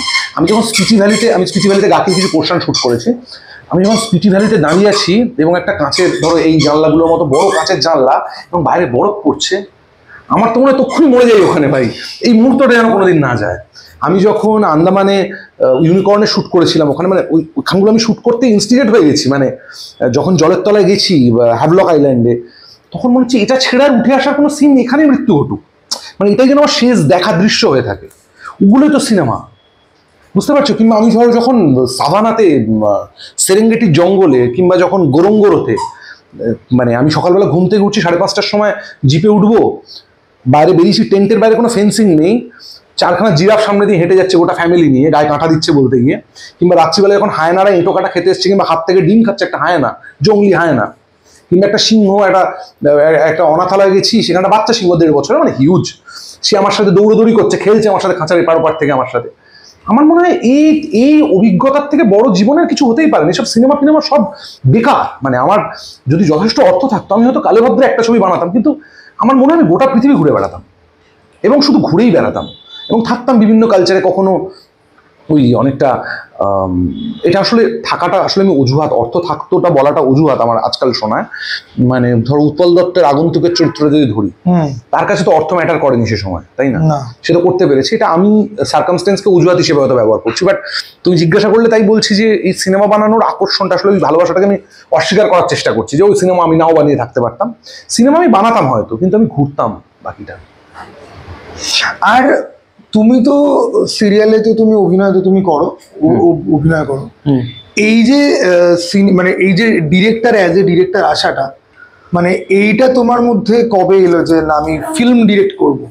ঠিক আছে, তরি ও অ্যাকচুয়ালি ও কুকুরে খুব ভয় পায়। আজকে মনা এদিকে আসো, মনা এদিকে আসো বাবা, এদিকে আসো, তোকে ভালোবেসে ফেলেছে। আচ্ছা বাবা এদিকে, ঋষি বার হয়ে যায়। আচ্ছা হয়, আচ্ছা আচ্ছা, ও খুব বদমাইশ, অ্যাটেনশন পাচ্ছে না বলে এসব করছে। তোমাদের সাথে খেলবো আমি, তোমাদের সাথে আমি খেলবো, ঠিক আছে? না ঠিক আছে ঋষি, ঠিক আছে। তো হ্যাঁ, দেখো, আমি যখন 6 বছর আমার বয়স, তখন আমি কিংকং বড় পর্দায় দেখি এবং আমি ডিসাইড করি যে এই মাধ্যমটার সাথে আমি যুক্ত হবো। এবং ছোটবেলায় কেউ জিজ্ঞাসা করলে কি আমায় জিজ্ঞাসা কি হবি বড় হয়ে, সবাইকে জিজ্ঞাসা করে না ছোটবেলায়, আমি বললাম সিনেমা করবো। সবাই হাসতো, কারণ কেউ নেই কোথাও কালে ভদ্রে। কিন্তু আমি ওই ছোটবেলা থেকে জানতাম আমি কি করবো, এবং তার বাইরে আমি কোনো কিছু পার্সিউ করিনি। কিন্তু আচ্ছা, মানে অন্য কোনো ফিল্ডে ট্রাই করা, অন্য কিছু করা, অভিনয়টা করেছি কারণ আমার মনে হয়েছিল। কলেজে কি নিয়ে পড়াশোনা করেছো? নাটক, ড্রামা, রবীন্দ্রভারতী, জোড়াসাঁকো। আমি অন্য কিছু পার্সিউ করিনি, অন্য কখনো চাকরিরও চেষ্টা করিনি, অন্য কিছু করিনি আমি সারা জীবন। ছোটবেলা থেকে আমি যেটা জানতাম, খানিকটা দৈববাণীর মতো মাথার ভেতর কেউ বলেছিল, আমি সেটা নিয়ে পার্সিউ করে গেছি। আমি থিয়েটার ডিরেক্ট করছি যখন, তখন আমার 14 বছর বয়স। উত্তর কলকাতায় আমি ফুল ফ্লেজ উৎপল দত্তের যাত্রায় ডিরেক্ট করছি তখন আমার 15 বছর বয়সে।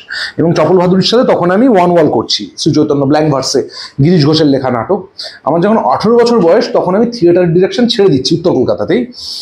কারণ আমার মনে হচ্ছে প্রসেনিয়াম থিয়েটারে যা যা আমার এখন ভিজুয়াল গ্র্যান্ডার করবার জন্য যা যা দরকার, সেটা আমার প্রয়োজন নেই। এবং আমি সিনেমা করতে এসেছি, এবং প্রথমে সিরিয়ালে চান্স পাচ্ছি, এবং 2 দিন শুটিং করার পর বলছি সিরিয়াল আমার জিনিস না, আমি সিনেমা করবো বলে চলে যাচ্ছি। এবং তারপর সিনেমা করি, লাল রঙের দুনিয়া বলে একটা, রূপক সাহার গল্প। সিনেমাটা ফ্লপ করে, তারপর টেলিভিশন করতে শুরু করি, কারণ বুঝি যে একটা কোথাও তো কিছু করতে হবে। এবং তখন থেকে বুঝতে পারছিলাম, যেহেতু আমি তখন সিনেমা যেহেতু তার আগে অনেক আগে ভালোবেসে ফেলেছি, আমি ক্রমশ টেকনিক্যাল পার্টটায় ঢুকে বুঝতে পারলাম, শুটিং করার অভিজ্ঞতা মনে আমি টেকনিক্যাল পার্টটার সাথে অ্যাওয়্যার হচ্ছে। তার আগে তো আমার ফিল্ম স্কুলে পড়াশোনা নেই, যে এখানে আসল খেলাটা খেলে পরিচালক। কারণ অভিনেতা থেকে শুরু করে বাকি সবাই এই একটা লোকের হাতে প্রপ, অর্থাৎ তার ইমাজিনেশনের ওপর গোটা ব্যাপারটা দাঁড়িয়ে আছে। এবার অভিনেতা হিসেবে আমি অভিনয়টা যেহেতু পারি, আমার মনে হয় আমি ভালোবাসি, যেহেতু পারি বলে ভালোবাসি আর কি। হ্যাঁ, তো আমি ভাবছিলাম যে কার ছবিতে অভিনয় করতে চাই, আমি এটা ভেবে দেখেছি। তো আমি দেখছি যে খুব কম লোক, তখন অপর্ণা সেন কেমন, তখন উনি তার আগে যা ছবি বানিয়েছিলেন আমার খুব ভালো লাগতো। তো আমি ভাবছি অপর্ণা সেনের ছবি কিন্তু কালে ভদ্রে ছবি বানান, তাহলে আর কোন পরিচালকের ছবিতে আমি অভিনয় করতে চাই, সেইটা আমি ভেবে পেতাম না। 2010 সাল 11 সালে মোটামুটি আমি ডিসাইড করছি যে আমাকেই ছবিটা বানাতে হবে। কারণ আমি যে ছবিগুলোর পার্ট হতে চাই, সেটা অভিনেতা হিসেবে হোক, স্পট বয় হিসেবে হোক, সেই ছবিগুলো কেউ বানাচ্ছে না, কেউ বানাবে না। তো 2012-13 থেকে আমি বুম্বাদার কাছে চলে যাচ্ছি সন্দীপন চট্টোপাধ্যায়ের একটা উপন্যাস এশনী পবনে নিয়ে, যেটা সেই সময় দাঁড়িয়ে 3.5 কোটি টাকা বাজেট ছিল।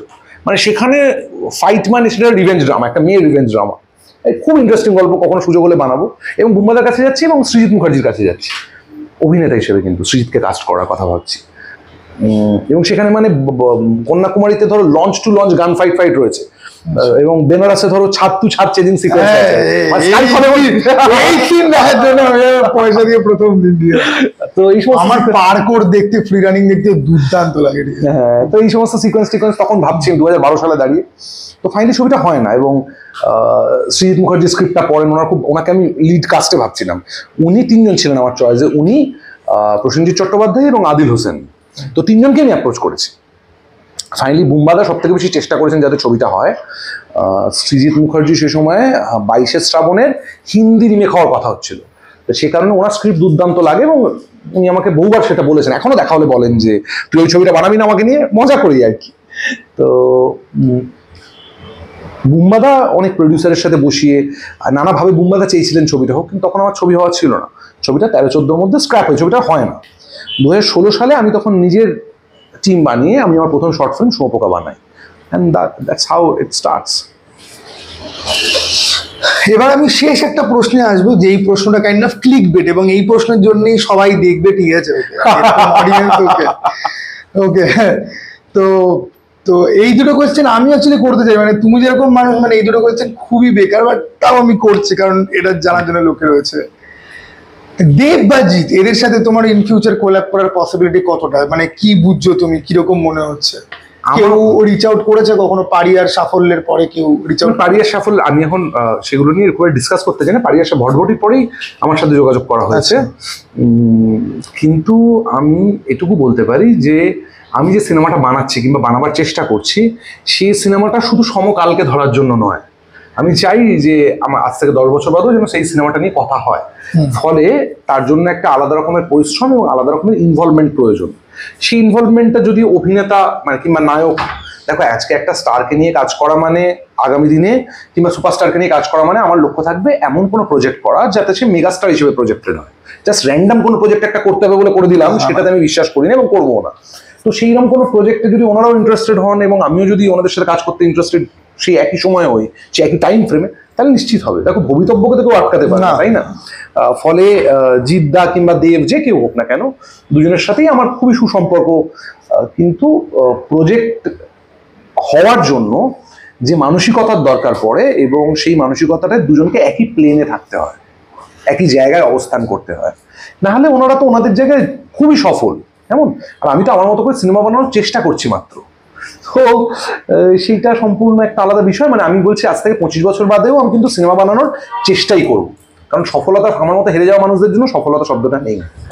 আচ্ছা ধরো আমরা এই যে স্পাই ইউনিভার্স বা এই যে ধরো রোহিত শেট্টির কপি ইউনিভার্স, যে ইউনিভার্সের এখন যে কনসেপ্ট যে উঠেছে, খুব কথাবার্তা হচ্ছে, এখন বাংলাদেশে এরকম একটা ইউনিভার্স হচ্ছে যেটা রায়ান রাফি করছে, সাকিব খান, আফরান নিশো, দেন শিয়াম আহমেদ, এদেরকে নিয়ে একটা বিভিন্ন রকম অ্যান্টি হিরো ক্যারেক্টারদের একটা ইউনিভার্সের মতো হচ্ছে। আচ্ছা আচ্ছা। বা ধরো লোকেশ কানাকারাজের ফিল্ম তো তোমার আছে দেখা, বিক্রম কে, ওরকম টাইপের একটা কিছু হচ্ছে। এবার দেখো এই টাইপের ইউনিভার্স গুলোতে না, মানে ওই ডিরেক্টরের ভিশন বা ডিরেক্টরের স্টোরি টেলিং এর থেকে অনেক বেশি কি যে ক্যাশ গ্র্যাব, যে এগুলো করলে পরে লোকজন প্রচুর দেখতে আসবে। প্লাস আজকাল এটা যেহেতু সবাই করছে, সবাই করার চেষ্টা করছে, এরকম কি কখনো পরিস্থিতি আসতে পারে ধরো তোমাকে ধরো অফার করা হলো এবং তুমি জানো যে মেবি এটা তুমি ভেতর থেকে সিনেমা হিসেবে হয়তো তুমি এটা করতে চাও, এই অফারটা হয়ে গেছে আর আমার নাও বলা হয়ে গেছে, তুমি নাও বলে, এগুলো হচ্ছে একদম আর্লি ডেজে হয়ে গেছে, বুঝতে পারলে? এখন আর কেউ অফারও করে না, এখন আর কেউ বলেও না, কারণ জানেন করবো না। তুমি যে সময় যেগুলোর কথা বলছো সেগুলো সব ভটভটির যখন টিজার বেরিয়েছে, কিংবা ভটভটি নিয়ে যখন একদম 2019 সাল কোভিডের আগে তখন কথা হয়েছে, কোভিডের পরে যখন ভটভটি রিলিজ করেছে তখন কথা হয়েছে। কিন্তু যারা আমাদের ইন্ডাস্ট্রিটা পুরো বড় ইন্ডাস্ট্রি নয় তো, সবাই সবাইকে চেনে, সবাই সবার কাজের পদ্ধতি, টেম্পারামেন্ট, কাজ করার প্রসেস সবটাই জানে। তো তারা প্রত্যেকেই যাদের সাথে আমি কাজ করি এবং যাদের সাথে কাজ করি না, তারা কিন্তু প্রত্যেকেই আমরা যুক্ত, মানে কানেক্টেড। ফলে তারাও জানে আমি কিভাবে সিনেমা বানাই, আমিও জানি তারা কিভাবে সিনেমা বানায়, কেমন। ফলে আমাদের যদি কোলাইড করা হয় কিংবা একত্রে কাজ করা হয়, আমরা যে কোনো দিনই করতে পারি। সেটা কোনো বড় নামী প্রোডাকশন হাউস হতে পারে, বড় কোনো নামী হিরো হতে পারে, কিন্তু কাজ করার প্রসেসটা তো ম্যাচ করতে হবে। আমার কাজটা হচ্ছে সিনেমার পক্ষে যারা, তাদের নিয়ে কাজ করা। আমার যদি কারুর কোনো আচরণ দেখে মনে হয় কিংবা কারুর কোনো কাণ্ড কারখানা দেখে মনে হয় সেটা সিনেমার ক্ষতি করবে, আমি তার সাথে কাজ করবো না। মানে কেউ যদি আমাকে চাপিয়ে দিয়ে বলে যে অমুক টেকনিশিয়ানকে নিয়ে কাজ করতে হবে, অথচ সে যোগ্য নয়, আমি সে সিনেমা বানাবো না। আমাকে অভিনেতা তো ছেড়ে দাও, অভিনেতা তো অনেক দূরের কথা, কিন্তু যদি কোনো টেকনিশিয়ান যোগ্য না হয়, ধরো একজন মিউজিক ডিরেক্টর, বলা হলো যে আমার ছবি তো আমি প্রডিউস করলে ওই মিউজিক ডিরেক্টর হবে, এই ধরনের কোনো রকম আরোপিত কিছু যেটা চাপিয়ে দেওয়া হয়, যেটা স্বাধীনতাকে খর্ব করে শিল্পের, সেরকম কিছু আমি কোনোদিনই করবো না। মানে সে যত টাকাই দিক যাই করুক, সবকিছু তার বিক্রি হয় না। আর আমার তো জেতার লোভ নেই, তো যার জেতার লোভ নেই তার আবার কি হারাবার আছে? সো আমার কোনো চাপ নেই এটা নিয়ে। আমার প্রযোজকরা যারা প্রত্যেকে, তাদেরও নিজস্ব কিছু ভাবনা চিন্তা থাকে, কিছু বক্তব্য থাকে, আমি সেটা শুনি, সেটা যদি সিনেমার পক্ষে হয় সেটাকে আমরা কনসিডার করি, রাখার চেষ্টা করি। That's it. এটা একটা মিলিত কোলাবোরেশন। মানে ওনার যদি কোনো বক্তব্য থাকে সেটাকে আমি ইনকর্পোরেট করা যায় কিনা অন্তত দেখি যে যদি ইনকর্পোরেট করা যায়। এটা না একটা কোলাবোরেটিভ ওয়ার্ক, এখানে কেউ মালিক আর কেউ চাকর নয়। আমি নিজে যেহেতু আমার টিমে যে ছেলেটি কিংবা মেয়েটি প্রথম কাজ করতে আসছে, জীবনে প্রথমবার ক্যামেরা দেখছে, তাকেও আমি ইকুয়ালি তার কথা গুরুত্ব দিয়ে শুনি। আমি যেহেতু ওই ট্রিটমেন্টটা সবার সাথে করি, যিনি চা দিচ্ছেন আমাদের ফ্লোরে, সে যদি শুটিং নিয়ে কিছু বলে সেটাও গুরুত্ব দিয়ে শুনি। তাই আমি এক্সপেক্ট করি যে আমার ফ্লোরে প্রত্যেকেই সাম্যবাদকে সাপোর্ট করবে, এবং সাম্যবাদকে সাপোর্ট করার জন্য যে বিপক্ষে যাবে, অর্থাৎ যে ক্ষমতার হায়ারকি দেখাবে, তার একটাই জায়গা, সেটা হচ্ছে নর্দমা। তাকে জল দিয়ে ঢেলে দিলে চলে যাবে পুষ্কর। কে টাকা দিয়ে তো সবাই সবকিছু, সিনেমা তো ধরো এই যে রাজ দেখে সব লোকজন আনন্দ পাচ্ছে, এই 4-5 দিনের মধ্যে লোকেরা দুবার করে দেখছে, সেটা কি টাকা দিয়ে কেনা সম্ভব? আমার তো মনে হয় না। টাকা দিয়ে হ্যাঁ অনেকে হলের টিকিট কেটে রাখে, ফাঁকা হলকে ভর্তি দেখা, এখনো সিনেমা চলছে, টিকিট কাটা হচ্ছে। তো আমি জানি সবই খবর আসে, কিন্তু হ্যাঁ সেটা দিয়ে যদি সাফল্য তার ইউটোপিয়া যদি সেটা হয় যে আমি নিজেই সিনেমা বানালাম, তারপর নিজেই টাকা দিয়ে টিকিট কাটলাম, দিয়ে হলে কেউ গেল না, অথচ আমার মনে হচ্ছে আমি সফল, সেটা তার ইউটোপিয়া। শেষ প্রশ্ন ঠিক আছে, এটা লিটারালি শেষ কোয়েশ্চেন। আচ্ছা তুমি এই সিনেমার মধ্যে কবির সিংকে তুমি পোক করেছো একটা জায়গায়, ওকে, এবার দেখো অনেকেই জানে আমি সন্দীপ রেড্ডি ভাঙার ফ্যান। ও আচ্ছা আচ্ছা। এবার নাদার থিং ইজ আর যে তুমি তোমাকে একটা প্রশ্নটা করার আগে বলি, এই যে সোহম আছে না, সোহম মজুমদার, হ্যাঁ, হ্যাঁ, ও কোনো মৎস্য পাঠ, ও তো কবির সিং এ পাঠ করেছে। হ্যাঁ, কবির সিং এর পাঠ। ও আমাকে খালি বলার চেষ্টা করে, তোরা তুমি যেরকম ভাবছো ও নয়, ও তোমার মতো। আমি বলছি ভাই এই এক্সাক্ট জিনিসটা আমার আমার আমার এটা মনে হয় যে ভাঙ্গাকে লোকজন ভুল বোঝে, ঠিক আছে? মানে ভাঙ্গার একটা অন্য সাইড আছে যেটা সামাও নিজেই কাইন্ড অফ ইচ্ছে করে নিজেকে বিক্রি করার জন্য, হ্যাঁ, ওরা রেজ বেটিং করছে, ঠিক আছে? ও ইচ্ছা করে এরকম জিনিস করেছে যেটাতে প্রচুর লোকে কন্ট্রোভার্সি হয়, কথা বলে, গালাগালি দেয়, এত কনভারসেশন তৈরি হয়। আমি তোমাকে শুরুতেই ওই অ্যান্ডি কফম্যান বলে কমেডিয়ানের কথা বললাম, যে ম্যান অন দ্য মুনে আমাদের জিম ক্যারি পাঠ করেছিল মাইলোস ফোরম্যানের ছবি। সেখানে ও একটা বলেছিল যে আমি যখন অ্যান্ডি কফম্যান বলেছিল আমি যখন শোতে আসবো, আমার সাথে আর একজন কমেডিয়ান আসবে, অন্য দেখতে। এবার সেটা ও নিজেই অন্য লোক সেজে আসতো, এটা কেউ জানতো না। ও মেয়েদেরকে গালিগালাজ করতো যাতে, কারণ ওর মনে হয়েছিল যে কমেডিয়ানের থেকেও বেশি বড় ব্যাপার একটা ভিলেনকে লোকে বেশি ভালোবাসে। আমি তো কমেডিয়ান হয়ে গেছি স্ট্যান্ড আপ, কিন্তু লোকে ভিলেনকে, আমি একটা ভিলেন হবো একটা ক্যারেক্টারে। ধরো কিংবা ধরো অ্যান্ডি কফম্যানকে কোনো একটা কলেজে স্ট্যান্ড আপ কমেডি করতে ডাকা হয়েছে, হ্যাঁ, কারোর কাছে হিস্ট্রি বইটা নিয়েছে, হিস্ট্রি বইয়ের পাতা উল্টে প্রথম লাইনটা পড়তে শুরু করেছে, সবাই হাসছে, হা হা হা, এবার জোকটা আসবে। তারপরে একটা 750 পাতার বইও দাঁড়িয়ে পড়েছে গোটা দিন, আর কিচ্ছু করেনি। তো সন্দীপ রেড্ডি ভাঙ্গা আমার মনে হয় সেই গোত্রের একজন মানুষ যিনি সো কল্ড সোসাইটি কিংবা সোসাইটাল নর্মসকে অ্যাটাক করতে চান, কিন্তু আমার মনে হয় যেহেতু উনি মেন স্ট্রিম বলিউডের মাধ্যম দিয়ে এটা করছেন, সেইটা মাঝে মাঝে ফেক দেখতে লাগে আর কি। আর কবির সিং কিংবা এই ধরনের ছবিতে যে কোনো ধরনের ফিজিক্যাল, তুমি কোনোদিনও বানাবে এরকম কবির সিং টাইপের ফিল্ম? হ্যাঁ, কিন্তু আমি বলছি আমার দর্শনটা অন্য থাকবে। না, তোমার দর্শন অন্য থাকবে, বাট আমি বলছি যে কবির সিং যেরকম কি যে টক্সিক লাভ স্টোরি বলছি না, টক্সিক লাভ স্টোরি না। দেখো, ওর তো ওই থাপড়া থাপড়ি ওই জিনিসটা বাদ দিয়ে তুমি যদি দেখো, ও কিন্তু রিয়েলি প্রেমে কিন্তু খুব বিশ্বাস করে। আমি বলছি যে ওরকম হার্ড হিটিং প্রেমের সিনেমা, যেরকম আমি বলছি দিলসে, আমি বলছি দিলসে শাহরুখের চরিত্রটা, হ্যাঁ হ্যাঁ হ্যাঁ, ওরকম কি তোমার বানানোর কোনো চান্স আছে? একদম একদম। আমি তো প্রেমের একটা ছবি বানাতে চাই, কিন্তু আমাকে আসলে যেটা বললাম যে প্রেম তো অধিকাংশ একটা আবেগ, সেই সময়কার একটা ভয়ঙ্কর আবেগ, এবং সেই সময় না মানে রক্ত ছাড়া সেটা হাসতে পারে না, বুঝলেন? আচ্ছা, আমি একটা রক্তের ছবি বানাবো, তোমাকে একটু বলতে পারি প্রেম নিয়ে একটা ছবি বানাবো, তাহলে আমি দেখবো, আমি খুব এনজয় করবো। না, আমার মনে হয় মানুষ এনজয় করবে। 2025 সালে দাঁড়িয়ে এই টিন্ডার, বাম্বেল আর এই ফেসবুকে রাত্রিবেলা হাই পাঠানোর যুগে দাঁড়িয়ে, মানে ওই প্রেমটা অ্যাকচুয়ালি কোথাও এক্সিস্ট করে? মানে যে একদম মানে আনডাইং লাভ, যে আমি বলছি জ্বর নিয়ে কোনো একটা ছেলেরা মেয়ের জন্য দাঁড়িয়ে আছে 4 ঘন্টা ধরে, ঠিক আছে? কারেক্ট, কিন্তু আমি বলছি যে সেটা হয়তো কমন নয়, কিন্তু সিনেমা তো সেই সব আনসাং হিরোদের জন্য, সেই আনকমন লোকেদের জন্য, তাদের নিয়ে গল্প হয় যারা কমন নয় সেই সময় দাঁড়িয়ে, মানে যে RX-100 এর যে হিরো আর কি, যে বাইকটা জ্বালিয়ে দেবো প্রাণের থেকে প্রিয়। তো আমি বলছি যে সেই প্যাশনটা, সেই আগুনটা আমার নায়কের মধ্যে নিশ্চয়ই থাকবে আর কি। তবে আমি এটুকু বলতে পারি, আমি যদি এরকম সন্দীপ রেড্ডি ভাঙ্গার মতো যদি ছবি বানাতাম না, যে নায়ক নায়িকাকে চড় মারছে একটা সিনে, আমি নায়িকাকে আরো টক্সিক দেখাতাম, ফুলদানিদের মাথায় মেরে দিচ্ছে, ঠিক আছে? তখন সেইটা আমি বলছি তাহলে আমার নায়ক যদি, নায়িকা যদি ফুলদানিদের মাথায় মারে, নায়ক হয়তো একটা লোহার লাঠি আনতে গেছে যেটা দিয়ে মারবে, তো নায়িকা আবার বন্দুক বার করছে, ওকে গুলি মারবে, বুঝতে পারছো আমি বলছি? তো আমার যদি টক্সিক হয় তাহলে দুজনেই ইকুয়ালি পাওয়ারফুল এবং দুজনে ইকুয়ালি টক্সিক হবে আর কি। মানে বনি অ্যান্ড ক্লাইডের মতো, যেমন ধরো বনি অ্যান্ড ক্লাইডকে ভারতীয় প্রেক্ষাপটে এনে আমার ওদের নিয়ে একটা প্রেমের ছবি করবার ইচ্ছে, যেখানে ওরা প্রেম করে মাঝে মাঝে খুন করে। তুমি ন্যাচারাল বর্ন কিলার দেখেছি। আমি একদম ওই কনটেক্সটেই বলছি না, আমি বলছি যে একদম কমার্শিয়াল বনি অ্যান্ড ক্লাইড, তারা পাহাড়ে গিয়ে গান ফান গায়, শিফন শাড়ি উড়িয়ে মাঝে মাঝে মার্ডার করে আর কি, নিজেদের টাইম পাসের জন্য। তো আমি জাস্ট ওপর একটা আইডিয়া বলছি, বাট আমি বলছি এই ধরনের প্রেমের ছবি আমার করবার ইচ্ছে আছে, যেটা ভয়ঙ্কর সোসাইটির চোখে ভীষণ টক্সিক হবে। তাহলে আমি তোমাকে একটা ভালো আইডিয়া দিচ্ছি, শোনো, আমি তোমাকে আইডিয়া দিচ্ছি, এটা একটা আস্পর্ধা ব্যাপারটা আমি দিচ্ছি। ধরো তুমি এরকম একটা ছেলেকে দেখাও, যাকে ধরো খুব বাজেভাবে কোনো একটা মেয়ে ডিচ ফিচ করেছে বা ঠকিয়েছে, আর এরকম একটা মেয়েকে দেখাও যার সাথে ধরো খুব লাইক একদম 4-5 বছর একদম ইউজ করে ছেড়ে দেওয়া হয়েছে। এবার দুজনেই অত্যন্ত টক্সিক এবং দুজনের ট্রমা লেভেল সেই লেভেল।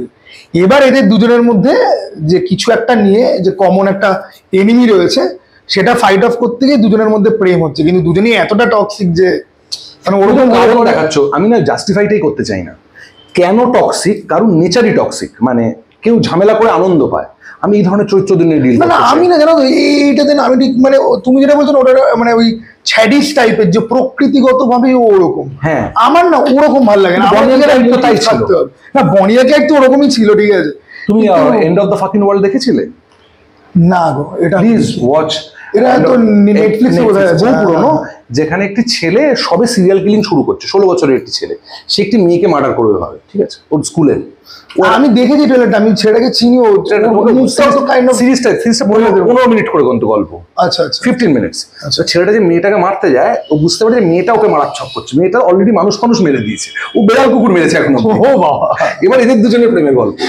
তো আমি বলছি, ইউ ডোন্ট নিড টু, আমার এটা সবসময় মনে, you don't need to justify your characters, because human psychology is such, যেখানে কেউ কারোর সাথে খারাপ ব্যবহার কিংবা ভালো ব্যবহার করবার জন্য সবসময় লজিক না, তার জাস্ট মুডটা শিফট হয়েছে।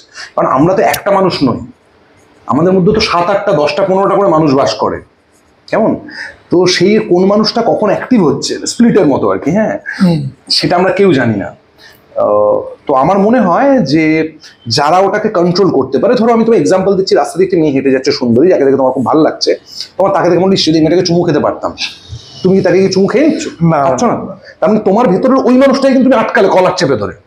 কিন্তু আজ যদি তুমি একটা ভয়ঙ্কর একটা উত্তরপ্রদেশের মতো কোনো জায়গায় থাকো, যেখানে ওটা লোকজন করে অভ্যস্ত, তাহলে কিন্তু সেই লোকটা কলার চেপে ধরে আটকাবে না, যেমন এটাই তো নর্মাল, আমার ভাই দাদারা এটাই তো করে। সো আমি বারবারই বলছি, এভরিথিং ইজ এ চয়েস। ঠিক তেমনই আমি যদি এদের নিয়ে কখনো ছবি করি, এদের কোনো কারণ দেবো না আমি, এরা ওটাকেই এনজয় করবে। Like Joker is ideal example of those kind of characters. মানে আমি নোলানের জোকারের কথা বলছি, যার ওই টাকাটা নেওয়ার দরকার আছে, কিন্তু টাকাটা দিয়ে কি করবো জানো, টাকাটা আগুন ধরিয়ে দেয়। ও জাস্ট ক্যাওস তৈরি করতে, যে ক্যাওসটাকে আনন্দ দেয়। সো মোস্ট অফ দ্য যারা এই ধরনের ক্যারেক্টারগুলো বাড়িতে থাকে, আমাদের বাড়ির মধ্যে এই ধরনের ক্যারেক্টার আছে, মানে কোনো একটি বোন, কোনো একটি কাকি কিংবা পিসি এর কথা ওকে লাগে ঝগড়া বাঁধায়, সেই ঝগড়া থেকে তার কিন্তু কোনো লাভ নেই, ওর ওই ক্যাওসটা দিয়ে আনন্দ, সেই কিন্তু আসল জোকার। তুমি তো ভাবো যেটা কাকিমা, যে ও জানিস তো ওই করেছিল, সে যদি জোকার হয় তাহলে ব্যাপার সবার মধ্যে একটা ঝামেলা, সেই কিন্তু আসলে জোকার। বুঝতে পারছো, আমাদের জোকার নিয়ে কিন্তু আমরা বহুদিনই ডিল করছি। ইভেন কি আমাদের রিভিউ কমিউনিটিতে এরকম টাইপের ক্লাউন আছে, জোকার আছে। তো আমি তো সেটাই বলছি, ভাবো আজকে যদি স্বপন সাহা কিংবা হরনাথ চক্রবর্তী কিংবা অঞ্জন চৌধুরী যদি জোকারের পার্সপেক্টিভ দিয়ে কাকিমাদের দেখতেন, তাহলে কি সিনেমা তৈরি হতো। So that is interesting. আচ্ছা, মৃগয়ার টিজারটা তোমার কেমন লেগেছে, বিক্রম দার আপকামিং যে ফিল্ম? আমি তো অভিরূপকে কংগ্রেচুলেট করলাম, আমি ফেসবুকেও পোস্ট করেছি মৃগয়ার টিজার, খুব ইন্টারেস্টিং হয়েছে খুবই। এবং যেটা সব থেকে আমি ঋত্বিকদাকে বলছিলাম যে এই ধরনের, আমি এটা বরাবর ভটভটির সময় থেকে বলে আসছি, যে লামাদা অ্যাকশন করলে কি হবে আমরা কিন্তু কেউ জানি না, কিংবা লামাদা প্রেমের দৃশ্যে তাকালে কি হবে আমরা কেউ জানি না। তো সেইটা অভিরূপের প্রযোজকরা এবং অভিরূপ করেছে, এটা খুব আনন্দের বিষয় যে ঋত্বিক দা এবং অনির্বাণ দা এদেরকে দিয়ে ফাইট সিকোয়েন্স করাচ্ছে, যেটা খুবই আনকনভেনশনাল দেখতে লাগা উচিত। এবং ফাইনালি যখন ট্রেলার আসবে এবং ফাইনালি যখন ছবিটা আসবে, তখন আমরা বুঝতে পারবো যে কতটা সাকসেসফুলি এটা করতে পেরেছে। বাট দ্য অ্যাটেম্প্ট, অভিরূপের প্রত্যেকটা অ্যাটেম্প্টই, ধরো জম্বিস্তান করার চেষ্টা থেকে শুরু করে আজকের দিন অবধি, সেই অ্যাটেম্প্টগুলো কিন্তু প্রত্যেকটাই খুবই খুবই সাধুবাদের যোগ্য। আমি প্রায় বছর দেড়েক আগে আমি একটা ভিডিও বানিয়েছিলাম, যে এই সুপারস্টার জিদ্দা কিছু একটা বলেছিলেন যে রাইটার নেই ওরকম সামথিং। আমি তাতে 4 জনের নাম নিয়েছিলাম যে এই ডিরেক্টরদের সাথে জিদ্দার কাজ করা উচিত। তার মধ্যে অভিরূপ দারও নাম ছিল, তোমার নাম ছিল। তখন তো তোমার সাথে খুব কথাবার্তা হয়নি, বহু আগে আমি বলছি। তো আর পারিয়া টুর জন্যও কি বিক্রম এই ট্রান্সফরমেশন, যেরকম পারিয়া 1 আমরা বডি দেখেছি পুরো বিল্ড আপ, পারিয়া 2 will be a very different cinema altogether. মানে অফকোর্স ট্রান্সফরমেশন হবে, মোর বিগার, হাল্ক বানানো হবে বিক্রমকে, হাল্কের মতো চেহারা, জোকস অ্যাপার্ট। তো পারিয়া 2 will be more emotional and more triggering film for the audience. মানে পারিয়া 1 দেখে যদি লোকেদের রক্ত গরম হয়ে থাকে, আমার মনে হয় পারিয়া 2 will be more। আচ্ছা, তুমি টনিজার ওই সিনেমাগুলো দেখেছো? টম ইউঙ্গু, অনেক ছোটবেলা, আমার ছোটবেলায় আমার মনে আছে ওংবাক 3 যখন বেরিয়েছিল, তখন আমার এইচএস চলছে, এই লেক টাউনে একটা সিনেমা হল ছিল, জয়া বোধহয়, এখন হিন্দি নাম ছিল ওংবাকের হাতি মেরে সাথে। ওইটা আমি এইচএস এর মাঝখানে, আমাদের তখন পরীক্ষার মাঝখানে গ্যাপ থাকতো 7 দিন 4 দিন, আমি ওংবাক 3 একা একা গিয়ে আমি দেখেছিলাম পুরো সিনেমাটা, দারুণ সিনেমা। যাই হোক, আমাদের মোটামুটি আজকের আড্ডা আমরা এখানেই শেষ করছি। প্রচুর কথা হলো, এরকম সিনেমা পাগল লোকের সাথে কথা বলা শুরু করলে অ্যাকচুয়ালি 6 ঘন্টা 8 ঘন্টা হয়ে যায়, কিন্তু এটা একটা ইন্টারভিউ, এটা 1 ঘন্টার মধ্যেই শেষ করতে হবে কাইন্ড অফ। তো সেই জন্য আমরা এখানে শেষ করছি। আপনাদের কিরকম লাগলো জানাবেন, এবং রাশ সিনেমাটা হলে গিয়ে দেখবেন, দেখার চেষ্টা করবেন। একজন রিভিউয়ার খুব ভালো কথা বলেছে যে কোনো সিনেমার জন্য দূরে গিয়ে যে আমরা দূরে গিয়ে দেখি না ফিল্ম, যে কোনোটার জন্য দূরে গিয়ে যদি দেখতে যদি হয় তাহলে এই সিনেমাটার দিকে ওই ফিল্ম। তো আমিও সবাইকে সেম কথাটাই বলবো, দেখুন আপনারা এবং ভালো থাকবেন। তোমার যদি দর্শককে কিছু বলার থাকে প্লিজ বলো।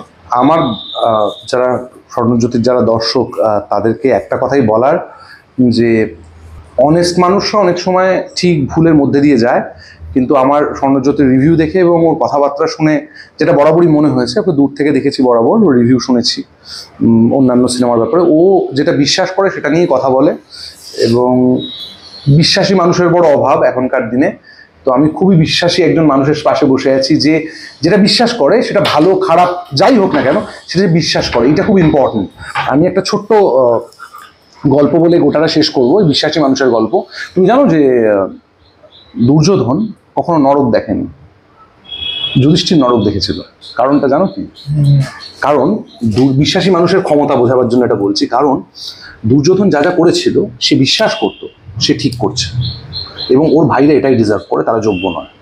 কিন্তু যুধিষ্ঠির মিথ্যে কথা বলেছিল এবং যুধিষ্ঠিরের নিজের যে ডুমসগুলো সেগুলো করবার সময় যুধিষ্ঠির যেহেতু খল পথ নিয়েছিল সেই জন্য ওকে নরক দর্শন করতে হয়েছিল।